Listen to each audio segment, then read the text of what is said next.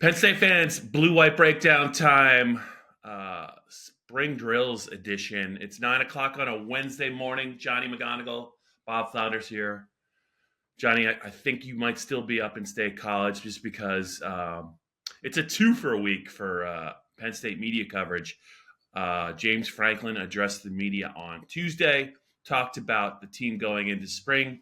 There was a practice window to watch practice later on Tuesday, and then on Friday morning, nice and early, Penn State's pro day up in inside Haluba Hall will be held for the media, for all the NFL teams that want to be there. I'm thinking for just about everyone from Penn State that went to the combine will probably be back. There might be a couple other players there as well. But Johnny, let's not waste any time.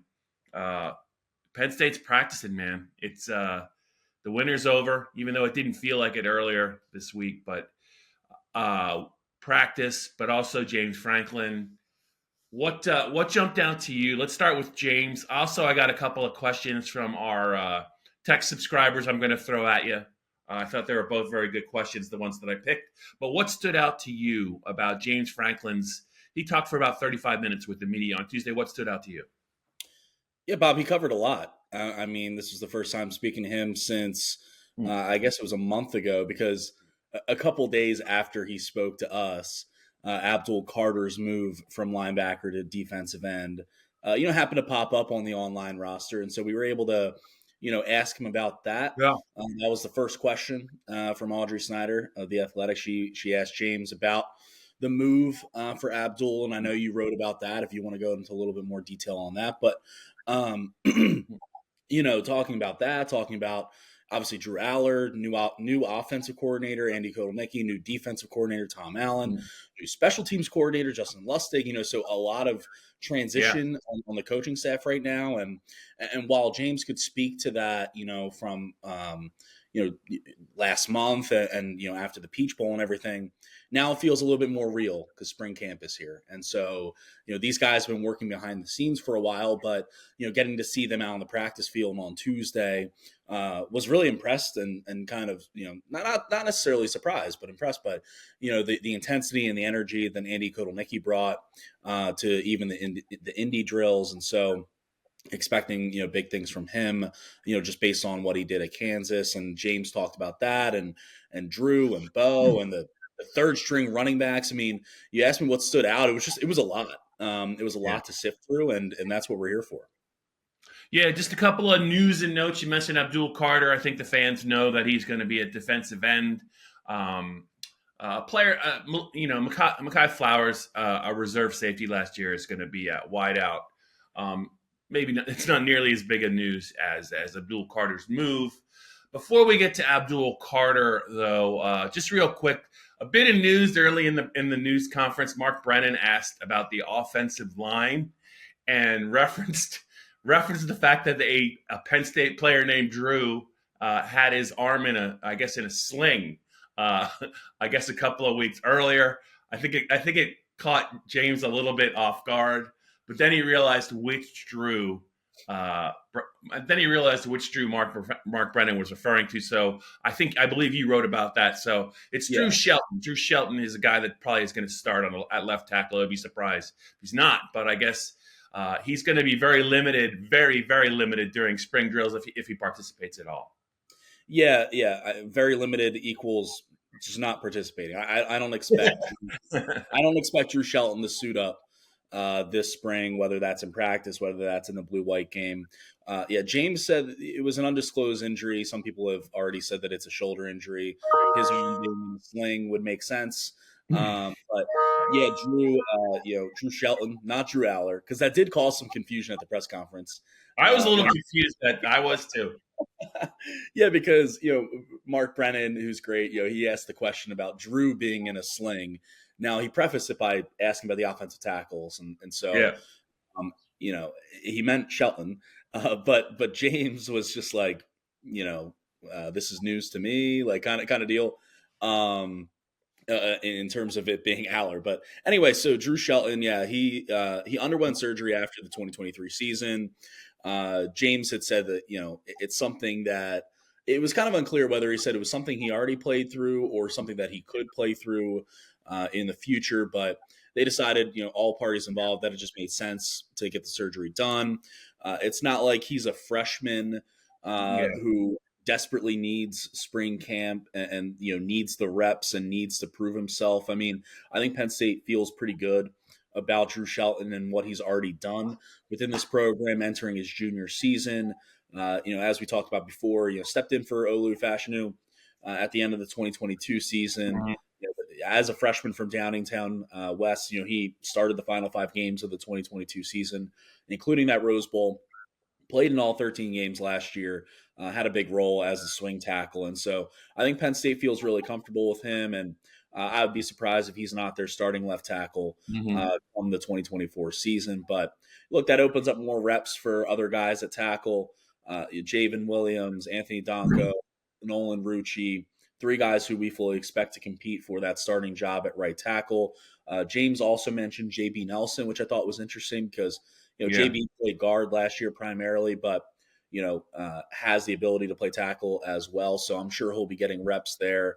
And if JB ultimately plays tackle, I think it makes your offensive line look a little bit different. Maybe Ione at left guard instead of JB, yeah, um, with Nick Dawkins expected to start at center. But so some moving parts already on the offensive line during spring camp. You'd rather something like this happen now, Bob, than in August, right before the season starts. So I guess yeah. that's good, but seems like more of a precautionary get him right before the season starts. Yeah. Nolan Rucci, James said, is up to 315. So that's, I think, another good sign if he can hold that weight. Maybe put on another 10, at least another 5 pounds to get into August camp because he's such a tall player. He almost, I don't, he's not skinny, but he just doesn't really look like a classic offensive tackle prospect. He could certainly add weight. I think he was just around 300 pounds when he got here. That's been a focus of the strength and conditioning staff to get him bigger and stronger. James said he's 315. That's a good sign, Johnny. As far as Abdul Carter, I think the only news there, I don't think it was a huge surprise. And I don't think you were surprised either when he made the move to defensive end. James said 2 things I thought that kind of stood out. One was it was really Abdul and his family that pushed for this move.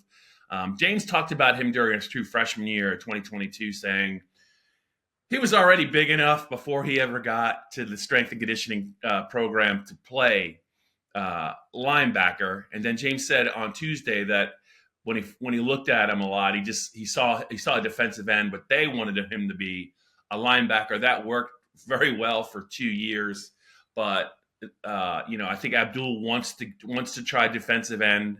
That's a position I think that is a premium position more so than a linebacker in today's game. I think that's a position you can get paid at a little bit more. He certainly has the size at 250. He wants to make the move. Johnny, in the age of NIL, I think if a really talented player wants to try a new position, I don't think he's going to get too much resistance from a coach. He could at least try it, see how it goes. They could still use him at linebacker. I also thought it was interesting that James said he basically said he was linebacker weight 250 is a big number to play linebacker, and he was kind of it wasn't easy for him to kind of gain more weight. He also said the same thing about Kobe King, who's listed at 250 on the roster, Penn State's middle linebacker. 2 players. I'll be curious to see if Kobe drops a little weight, and I'll be curious to see how much bigger Abdul Carter will be maybe by the time the season starts. It's a good defensive end room, but I do think the new Tom Allen probably would like to use him in a lot of different ways. But it was really Abdul's idea. Mekhi Flowers, the wideout, who's the wideout now, moved from safety. It was his idea to move to wideout. That safety room's pretty good. I think that was good looking out on Mekhi's part because I don't know if he had much of a future at safety when they have those 2 starters in Reed, and Kevin Winston coming back. They like the young safeties behind them. And also they also like he mentions the key Wheatley saying he thinks he's ready for bigger things. He's a 4th-year player now, ready for bigger things this fall. I thought that was a good sign. King Mack, the safety, the young safety, is a guy they really like. But Johnny, one of the things I wanted to ask you about is it seemed like a very vanilla question late in the press conference about installation, how big of a deal it is, and how does that process start, especially when you have three new coordinators. That's kind of rare to replace all three. But Penn State is Andy Kotelnicki takes over from Mike Yurcich, who was fired after the Michigan game. Manny Diaz took the Duke job. Tom Allen takes over, the former Indiana head coach. Justin Lustig is the new special teams coordinator after Stacey Collins moved back to the West Coast. So the question was about installation, what that looks like. And James went into it and he said, he said something interesting. He said to me, I read it, he said it's almost, when it comes to installation, the coaches have to get on the same page when they talk about what they want to install before they can even bring it up to the players in spring. I think James used a couple of key phrases there. What's in the best interest of Penn State? He used the term compromise. I don't know about you, Johnny, but I think a lot of this relates to the offensive scheme and what Andy Kotelnicki wants to do at Penn State. He's a very creative person. When he was at Kansas, he hasn't lost any of that creativity. But to me, this harkens back to, this is just my interpretation. I don't think James really enjoyed his 2 years with Mike Yurcich. I really don't think they were ever on the same page. I know James was happy to bring him in, but he's made a couple of references to what Mike Yurcich's offense looked like, especially in 2023, and how if there were any suggestions made, they were kind of dismissed. I'm sure there's going to be some give and take in all three phases, but to me, this is another indication that James and Andy have to be on the same page. And when he says what's best for Penn State, I think James wants to be kind of looped in and be able to agree upon some things. Yeah, I mean, when you talk about the offensive side of the ball, look back and just remember where James Franklin comes from. He was a college quarterback at East Stroudsburg. He cut his teeth as an offensive assistant, offensive coordinator at Maryland. He wants to be involved. And that's why when Mike Yurcich was dismissed, when he was fired after that Michigan game last year, the first press conference that James had, he was talking about compromise, and he was talking about everyone pulling. He might not use this phrase, but he uses it all the time, and it came across this way. It's everyone pulling the rope in the same direction, and I think that was a theme too as the few weeks went along. And, we talked to the co-offensive coordinators and Jay Wansider and Ty Howell. Yeah. Not only the specifics of, putting your players in position to succeed and all that kind of stuff, but it was everyone being on the same page. And I think you could kind of tell, even in the post-Michigan press conference that James had about the play calling, and it just didn't seem like they were seeing eye to eye, at all, in terms of what the game plan was, going into the week to what was called on Saturdays. And I think that played a big part in Mike Yurcich's dismissal. I think the product itself was a big part of that too. The worry that you're not going to get the best out of Drew Aller, your 5-star quarterback. And I do think that Andy Kotelnicki is a guy, judging from what he's done, not only at Kansas, but at Buffalo and his whole staff. Hopefully everyone's okay over there, Bob. You got it's city living, Johnny, and Penn State fans. I live in the heart of Harrisburg, so there's going to be some sirens on a daily basis. Don't you worry, I'm fine. Thanks for worrying, Johnny. Okay. I'm good. Go ahead. So I mean, look, with Andy though, it's with Andy Kotelnicki coming in as the offensive coordinator, Kansas averaged 7 yards per play over the last 2 seasons. I think only a handful of teams, LSU, USC, Georgia, Oregon, Washington, were better than that over a 2-year stretch. And so Andy knows what he's doing. And it's just a matter of, him conveying everything to James and them being on the same page, because obviously the players it's not just the players who have to be on the same page and know what they're doing. James, with his background and the way he manages the program, the way he kind of, obviously he's the head coach, but he's the CEO as well, and so he has his hand in everything, Yeah. offense specifically. And so we'll see how that all, we'll see how that plays out. But I expect Andy Kotelnicki to do a good job here. Yep. I'm with you. Before we get to a couple of questions, Johnny, one more thing. I know you got a good look during practice, but a couple of interesting notes James has asked about late in his news conference about the running backs. Something we talked about on the podcast a week or two ago involving London Montgomery and his weight surfaced in some of James' comments, and also some pretty honest comments about where Quentin Martin was coming out of winter workouts. He was an early enrollee, running back with a lot of talent, just a great career at the high school level.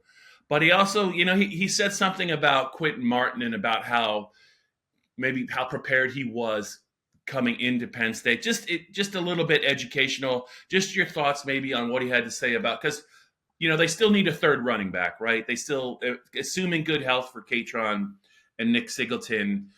Trey Potts isn't there. There's some competition there for the third running back. I think it's legit. And if anything happens to either one of those guys, that third running back is going to become a lot more important. But I was struck a little bit by how he kind of analyzed some of the contenders for maybe that job. Yeah, Bob, you said, those two guys have been healthy so far in their Penn State careers. Everyone picks up the bumps and bruises, and it's just the nature of not only playing college football, but playing in the Big Ten in general. But Katron Allen, Nick Singleton, they've rotated a lot. They've shared series, and I think that has helped keep those guys fresh and keep them healthy with what Jaywan Sider has done, over the last two seasons. But at the same time, running back is a tough position. Injuries happen. And so they need a number 3 running back prepared. Like last year, if Nick or Katron went down, I think, judging from what you saw from Trey Potts, in spurts, and what you saw, what he did at Minnesota, that he would have stepped in and done a fine job. Who is that number 3 guy going to be for Penn State in 2024? My money, honestly, at this point is probably Quentin Martin. He not only comes in as this high-profile recruit from Bell Vernon, but you just put on the tape, the talent's there, the pass catching is there for a team that I think wants to get the running backs more involved in the passing game, out of the backfield, in the slot, however you want to use them. Andy Kotelnicki is going to find a way.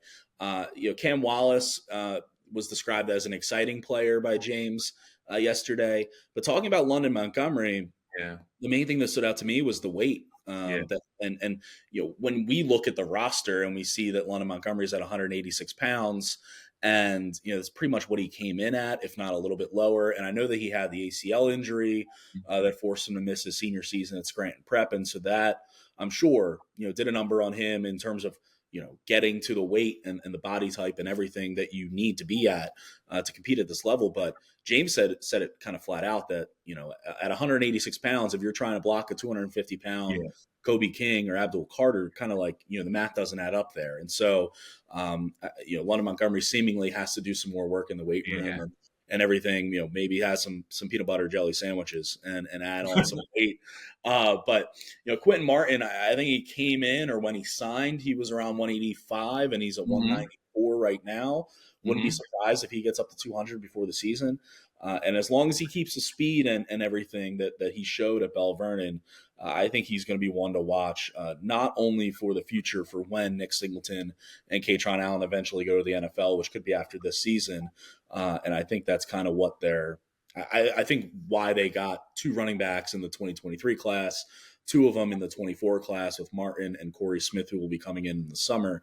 I think they kind of understand that Katron and Nick will probably be off to the NFL after this upcoming season. And so you want to see progress from those guys behind them.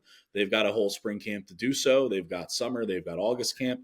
But it was interesting to kind of take that away from what James said, because he went from London Montgomery, 186 pounds, blah, blah, blah, to, Quentin Martin came in and he was really raw from Bell Vernon. 40 time, the stance, like everything, like he needed to learn, but he picked everything up and he's been doing a really good job. And so I think you read between the lines a lot with James. And I think Yeah.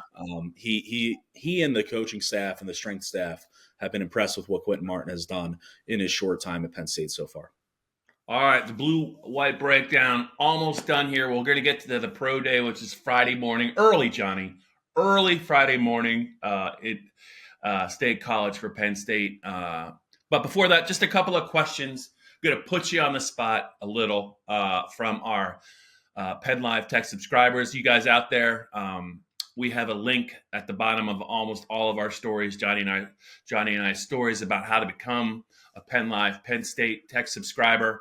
We're going to try and ramp it up a little bit more this year. It's very affordable. I think you guys would get a lot out of it, and we do a lot with it at this time of year and also in the fall.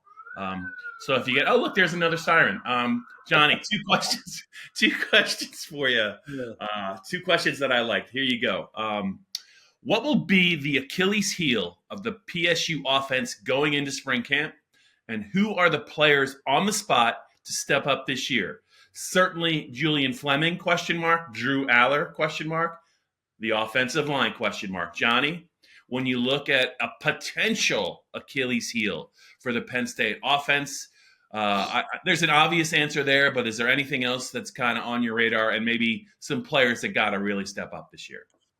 Yeah, I think the obvious answer is wide receiver, and he mentioned it in that Julian Fleming. You throw Keandre Lambert-Smith, Harrison Wallace, the third, Amari Evans, Caden Saunders.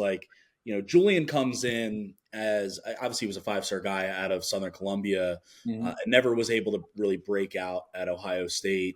It's kind of difficult when you have Marvin Harrison Jr., Chris Olave, Garrett Wilson, Jackson Smith, and Jigba, to have to contend with and compete with on a daily basis. But, the early returns on Julian Fleming in winter workouts and everything have been good from both a workouts, like a physical standpoint, and also a leadership standpoint.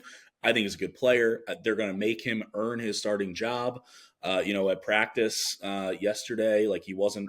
It's early, but just during the indie drills, he wasn't running with the ones. But at the same time, I don't even think that's worth reading into at all, because he's going to be a starting receiver for this team, arguably their number one target at receiver. So he's going to be under the microscope, because you look at the hype and the buildup around his recruitment doesn't come to Penn State now comes in. And I think there's a lot of expectation around him, and rightfully so, given the profile of player and given the need at wide receiver that Penn State has. And there's going to be pressure, too, on Keandre Lambert-Smith, who really disappeared down the stretch. Harrison Wallace, who was identified this time last year in spring camp as one of the two clear-cut top wide receivers on this roster, along with Keandre. And Trey, Wallace dealt with injuries last year, never really got rolling at all. And then you're looking at, below those guys, players who have an opportunity to step up and assert themselves and carve out a role for themselves. And that's the Amari Evans, that's, Caden Saunders, Liam Clifford. And so, yeah, if there's going to be an Achilles heel for this offense, it's the same Achilles heel from last year. And it's not receiver. Yeah. Johnny, one position, one spot I think that is flying under the radar. I don't know how the Penn State fans feel about it, but I think it's a big spot this year, and I think it's going to be one of those spots that really, when you really kind of look at it, could really shape what this Penn State offense can do. Our guy Andy Kotelnicki is a former offensive lineman. He looks at offense a little bit differently than I think most offensive coordinators, but I think he also. I remember I asked him about the offensive line and kind of what he has to do and how he kind of sees the game. And he said, you gotta make sure the offensive line's on the same page. You got to make things simple enough for them so they can execute what he has in mind. And I think all of that is true.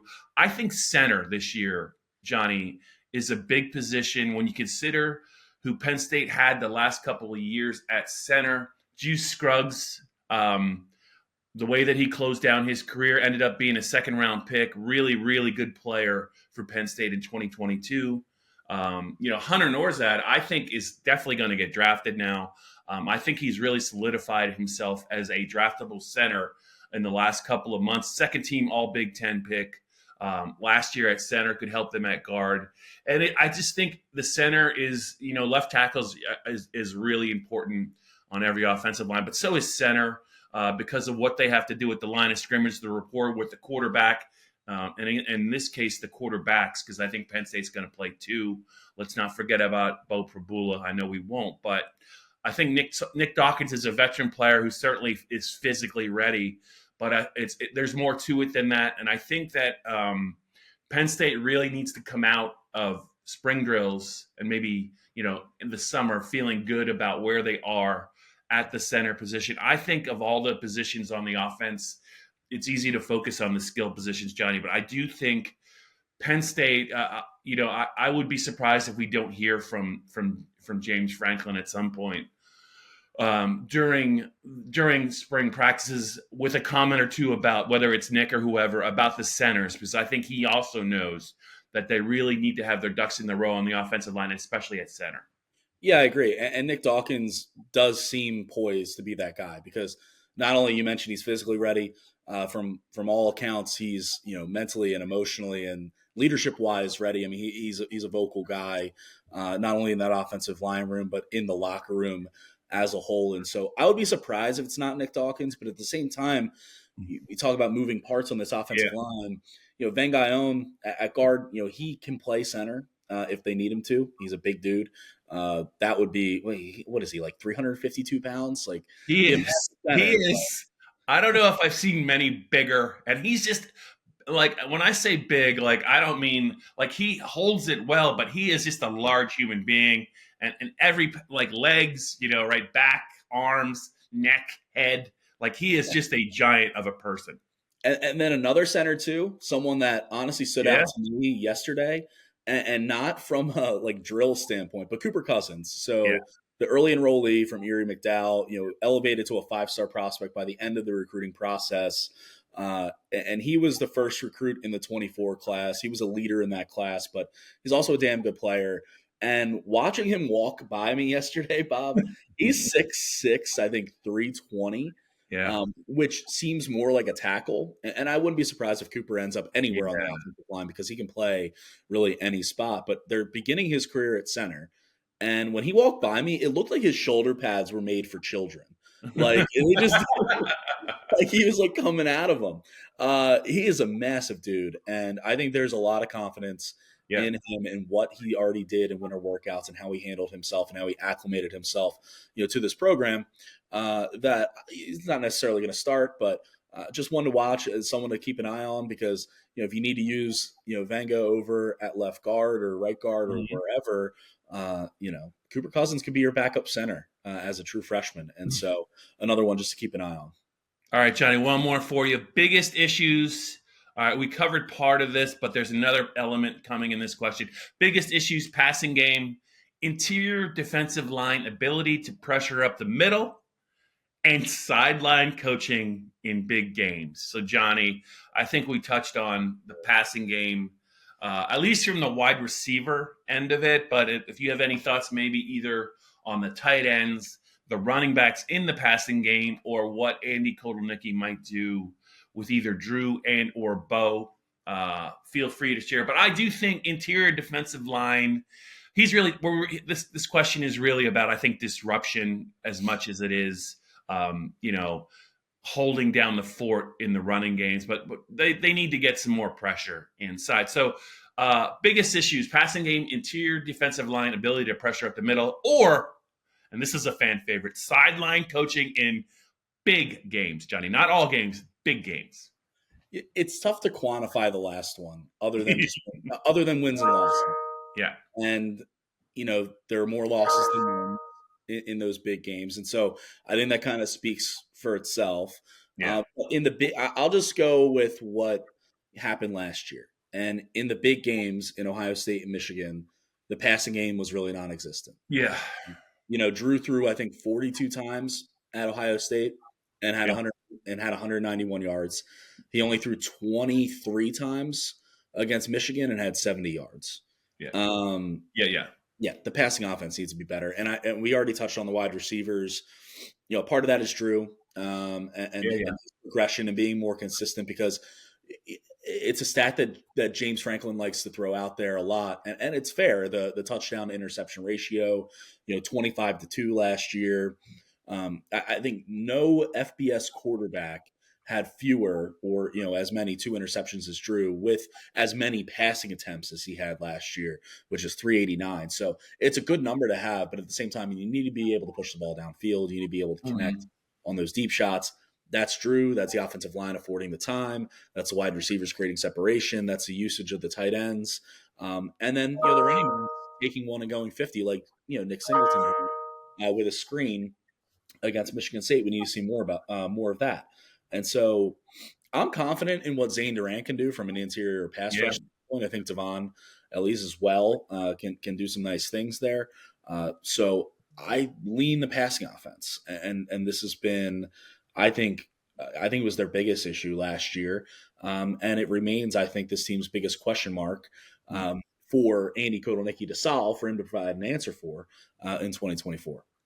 Yeah. As far as the defensive tackles go, I just think the fan base just needs to realize one thing: like in every national recruiting class, those are rare commodities. 5-star defensive tackles that move like defensive ends, that are built like defensive tackles. Georgia had a couple of them in the last couple of years, and I think they're both Philadelphia Eagles right now. But there just aren't that many humans that are 6'4", 330 with light feet, a quick first step.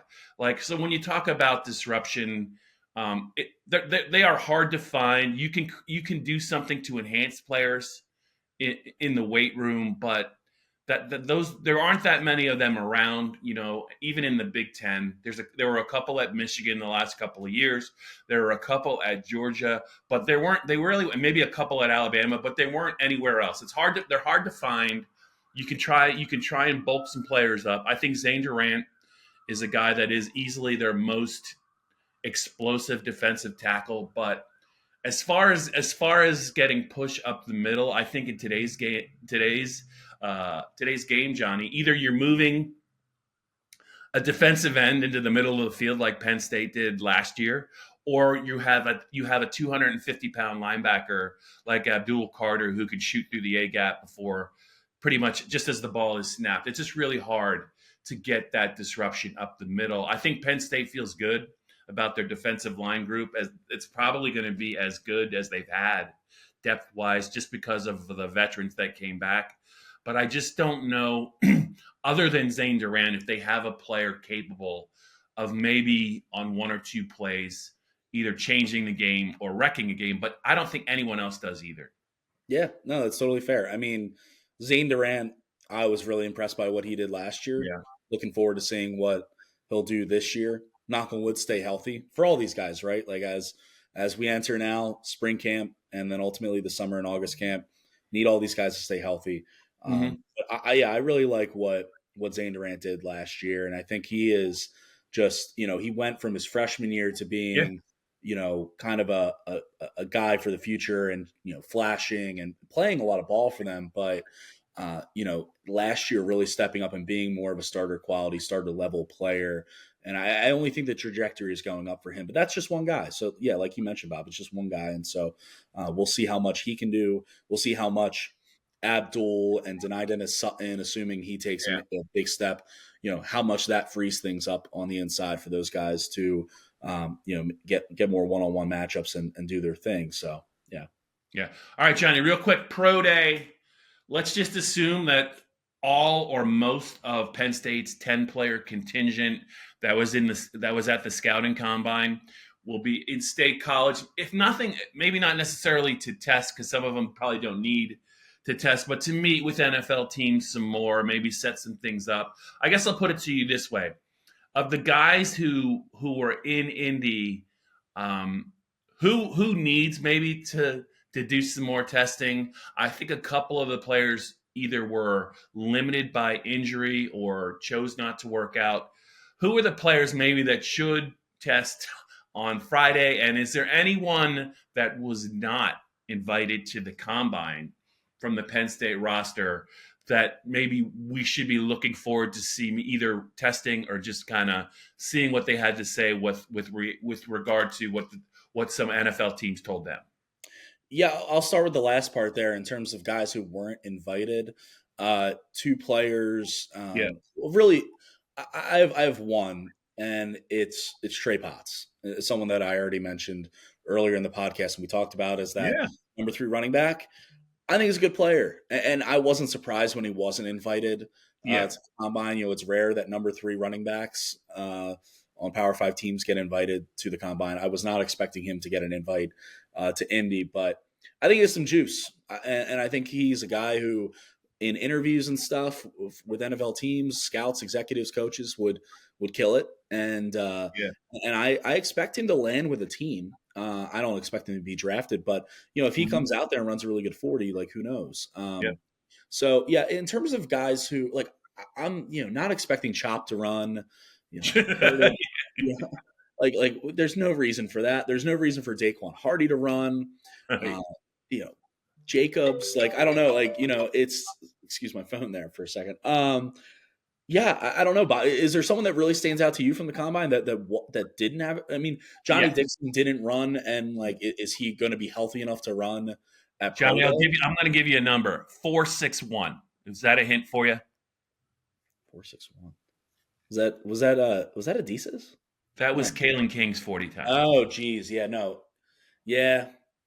could use it. Kalen could use a boost. Yeah, no. If Adesa ran because Adesa was like a 4.7 something. Yeah. I think if you're Kalen, it's. I think I want another crack at it. The downside is if it's another 4.6. Well, I mean, you've kind of cemented. Typically, they run faster at their pro days. I don't know what that is, but I think that Kalen, obviously, he is an athlete, and I know he did some other testing that was good, but I think that 40 time, it might be a little overrated in today's day and age, but he might want another crack at it. I don't think Johnny Dixon was able to – he didn't test at all, so I don't know where he is with his recovery, but at some point he's going to need to probably do some things for scouts. If he's healthy, I'd love to see how – because I could never really tell how fast he was. He was plenty fast on the field, but I'm curious as a bigger corner how fast he is. One other player I wanted to throw in there, Keaton Ellis, the guy that could play safety or corner, didn't go to the combine.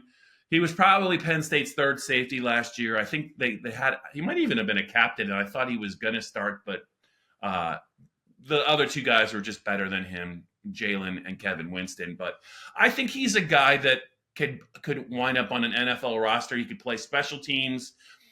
He could probably pinch hit at corner, and if he can run well, I think he's a guy. I think I'll be curious to see what he runs up in State College. Agreed. Yeah. No, yeah, Keaton was a captain, but it was, and this is not to disparage him. I think it was just it was just clear. I think Jalen and KJ were the better safeties last year, and but yeah, obviously State College guy. Him coming out of high school, to have an opportunity to have pro day in front of NFL scouts in his hometown, that's going to be obviously every time he took the field at Beaver Stadium. I'm sure it was special for him, but I'm sure he's really looking forward to this opportunity, as all these guys are, and not just to run and do 40s, but guys who are definitely going to be drafted. It's still an opportunity to talk to NFL teams and chit chat with GMs and coaches, and that time is really valuable and precious. So they all take advantage of it. All right, Johnny. We had a long one. That was a long session, almost 40 minutes. Hey, look, the weather's turning. We have a pro day to cover in a couple of days. Penn State fans, there's going to be some spring availabilities throughout the month of March and into April before the April 13th. I think it's April 13th, blue-white game. But, Johnny, I'm just excited. I know you are. The weather's getting nicer. I've heard talk of the 70s this week. I hope you get a chance to get out on the golf course. But Penn State fans, thanks for tuning in. Thanks for listening and watching. And we will be back next week with some pro day talk and also maybe some thoughts about some updates with Penn State spring practice.